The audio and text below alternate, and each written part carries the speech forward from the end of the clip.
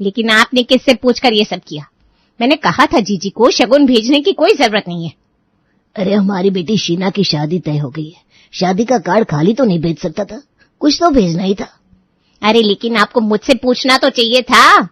जीजी कौन सा हमारे लिए कुछ लेकर आती है कभी? जब देखो तब वही बिस्कुट लेकर चली आती है। उन्हें तो शगुन का लिफाफा नहीं, शादी के कार्ड के साथ बिस्किट देने थे। आप भी बड़े भोले हैं। अच्छा ऐसा है क्या? ठीक है चलो, तुम ही आगे से जो भेजना है भेज देना। अच्छा सुनिए, मैं ये कह रही थी कल मेरी बहन आ रही है यहाँ, उसके लिए कुछ सूखे मेवे, नाश्ता और भी कुछ चीजें चाहिए थी मुझे। अरे क्यों इतना सब कुछ? अब आप मुझसे सवाल भी करने लगे हैं? इतने साल जो मैंने आपकी और आपके परिवार की खिदमत की है वो तो कुछ है ही नहीं। आपको तो मेरे मायके वालों के लिए कुछ नहीं रहता। अरे मेरे कहने का ये मतलब नहीं था। नहीं, अब तो मुझे कुछ चाहिए ही नहीं, ना कोई ड्राई फ्रूट्स, ना मिठाई, ना कोई नाश्ता। मेरी बहन को घर का ही रूखा सूखा खिला दूंगी। कोई बात नहीं, अब आप मेरी कहाँ मानने वाले हैं? आपको तो अपनी जीजी, अपने भाई, अपने रिश्तेदार ही दिखते हैं। बस उनकी खिदमत करते रहिए, उन पर सारा पैसा लुटाते रहिए।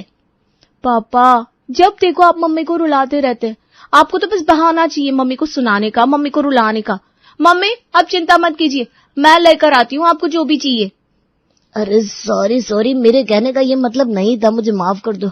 अच्छा तुम बताओ कि साली साहिबा के लिए क्या चाहिए, मैं अब भी लेकर आता हूँ। नहीं चाहिए मुझे कुछ भी। मम्मी अब चुप हो जाइए, पापा को अपनी गलती का एहसास हो गया है ना। आप लिस्ट बना दीजिए पापा, मौसी के लिए वो सारा लेकर आएंगे, है ना पापा? ठीक है, मैं अभी आता हूँ, जब तक तुम लिस्ट बना लो। मम्मी वाह, हर बार आप कैसे कर लेती है? अरे कोई बड़ी बात नहीं है, पतियों को ना शौक होता है बस अपने रिश्तेदारों पर पैसे उड़ाने का।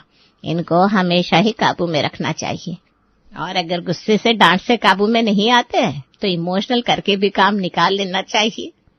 वो तो मैंने देख लिया है, लेकिन हमारे पापा ना वैसे बड़े सीधे हैं, वो तो आपकी कोई भी बात ऐसे ही मान लेते हैं, लेकिन हर कोई ऐसे थोड़ी ना होता है। अरे हर मर्द ऐसा ही होता है बेटा, बस औरत को उसे चलाना आना चाहिए। अब तेरी भी शादी होने वाली है, तुझे भी सब सीख लेना चाहिए। और वैसे भी हमारे दामाद जी भी बड़े ही सीधे हैं। वो तो मेरे साथ भी ना बड़े प्यार से पेश आते हैं।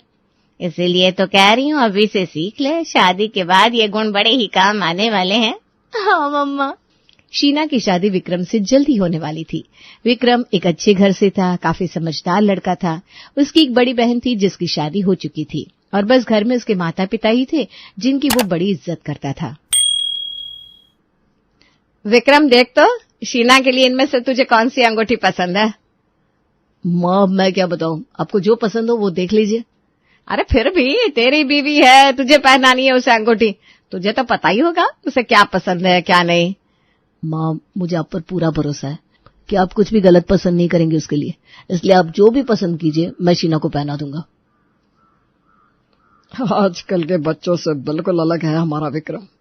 आजकल के बच्चे तो माता पिता को पूछते तक नहीं है, लेकिन हमारा विक्रम हमारी हर बात को मानता है, कभी कोई जवाब नहीं देता। ये बात तो आपकी बिल्कुल सही है। विक्रम ने बचपन से लेकर आज तक हमारे साथ कभी कोई बदतमीजी नहीं की। उम्मीद है हमारी आने वाली बहू भी बिल्कुल ऐसी हो, जो इस घर को जोड़ कर रखे और हमारे परिवार को पूरा कर दे।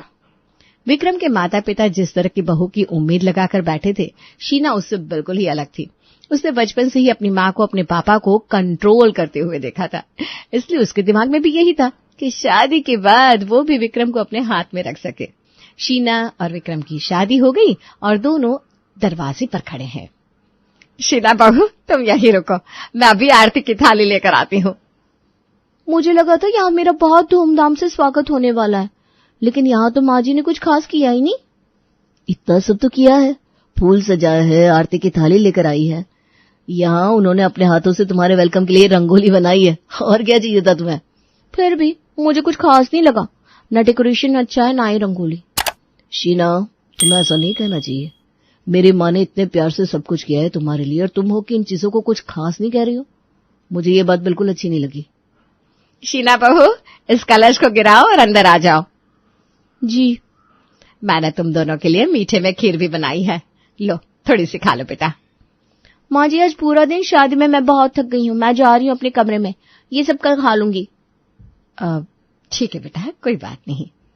लाओ माँ, मुझे दो, मुझे तुम्हारे हाथ की खीर बहुत पसंद है।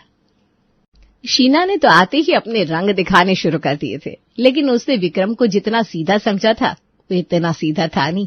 वो जैसा उसके घर वालों से बर्ताव कर रही थी, विक्रम को ये बात बिल्कुल भी अच्छी नहीं लगी थी। इसलिए उसने तो शादी के पहले दिन ही शीना को इस बात के लिए फटकार लगा दी। तुम्हारी इस हरकत से माँ को कितना दुख हुआ है जानती हो तुम, और उससे भी ज्यादा मुझे बहुत दुख हुआ है। अरे ऐसा तो मैंने क्या कर दिया? 2 चम्मच अगर तुम खीर खा लेती तो क्या बिगड़ जाता तुम्हारा, लेकिन नहीं, तुमने मेरी माँ का दिल नहीं रखा और उन्हें सीधा जवाब दे दिया। मैं थक गई थी, इसलिए मैंने साफ साफ कह दिया बस, और क्या। बड़ों के साथ इस तरह से पेश नहीं आया जाता शीना। उम्मीद करता हूँ तुम अगली बार में ऐसी गलती नहीं करोगी। विक्रम के ऐसे फटकारने पर शीना ने सीधा अपनी मम्मी को फोन लगाया और उनसे शिकायत करने लगी। गलती तुम्हारी है। क्या? ये आप कह रही है मम्मी? आप इन्हें तो कहा था सबके पति अपने रिश्तेदारों के पीछे पागल होते हैं। हाँ, लेकिन सारे पति तेरे पापा की तरह सीधे और भोले तो नहीं होते ना, जो आसानी से अपनी पत्नी की बातों में आ जाएंगे। तुझे विक्रम के सामने उसकी मम्मी से ऐसे बात नहीं करनी थी। पहले तुझे विक्रम का दिल जीतना है, इसलिए उसके सामने अच्छा बनना होगा। उसे ये जताना होगा कि उसके माता पिता तुझ पर जुल्म कर रहे हैं। विक्रम इतना सीधा नहीं है, वो मेरी बातों में इस तरह से नहीं फंसने वाला। वो समझदार है, अपने माता पिता से ना बहुत ज्यादा प्यार करता है। औरत अगर चाहे तो कुछ भी कर सकती है शीना, सोच ले। जहां कांता को अपनी बेटी शीना को समझाना चाहिए था, वो तो अपनी बेटी को उल्टी पट्टी ही पढ़ा रही थी, और अब शीना भी उसी के नक्शे कदम पर चलने लगी थी।